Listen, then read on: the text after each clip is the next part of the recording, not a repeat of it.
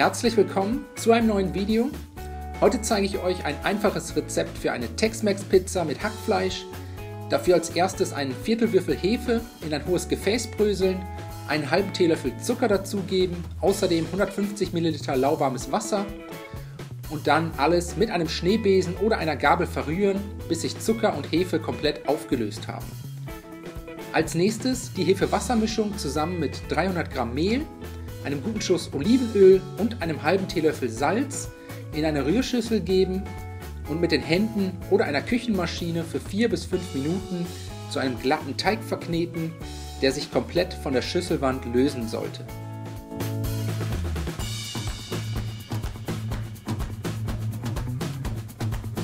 Den Teig im Anschluss einmal halbieren und dann mit den Händen 2 Kugeln aus dem Teig formen und auf eine bemehlte Arbeitsfläche legen.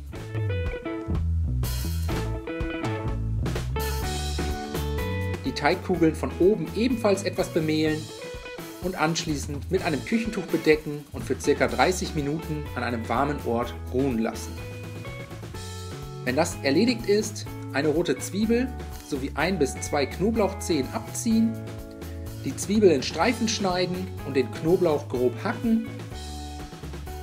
Als nächstes eine große Pfanne mit einem Schuss Öl erhitzen, Zwiebeln und Knoblauch in die Pfanne geben und für 2 bis 3 Minuten bei mittlerer Hitze und gelegentlichem Wenden glasig anschwitzen.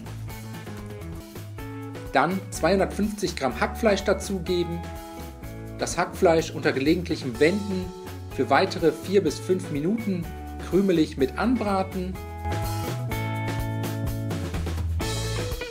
Und danach kommen die Gewürze dazu, je einen Teelöffel süßes Paprikapulver, gemahlenen Koriander, Kumin und Oregano. Die Gewürze kurz unterrühren und wenn das erledigt ist, kommen noch die restlichen Zutaten in die Pfanne, je 100 Gramm schwarze Bohnen und Mais und außerdem 250 ml passierte Tomaten.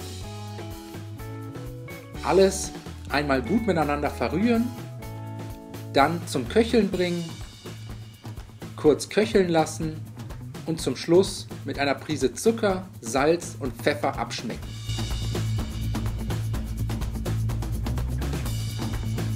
Ein letztes Mal umrühren und die Hackfleischmasse anschließend vom Herd ziehen und zur Seite stellen. Weiter geht's mit dem Pizzateig.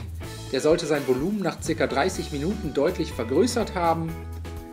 Den Teig jetzt auf ein Pizzablech geben, alternativ geht natürlich auch jedes andere Backblech, dann von der Mitte nach außen drücken, bis der Teig in eine runde Pizzaform gebracht wurde. Jetzt die Hackfleischmasse auf den Teig geben, gleichmäßig darauf verstreichen, außen einen kleinen Rand freilassen und zum Schluss nur noch etwas geriebenen Käse auf der Pizza verteilen und so kommt die Pizza dann in den vorgeheizten Backofen bei 220 Grad Ober-Unterhitze für ca. 15 Minuten, bis der Käse geschmolzen und die Pizza schön knusprig ist. So sollte die fertige Pizza dann aussehen. Zum Schluss noch mit etwas fein gehackten Koriander, alternativ Petersilie bestreuen und danach mit einem Messer oder Pizzaschneider in Stücke schneiden und servieren. Ich hoffe, euch hat das Video gefallen. Viel Spaß beim Nachbacken. Bis zum nächsten Mal.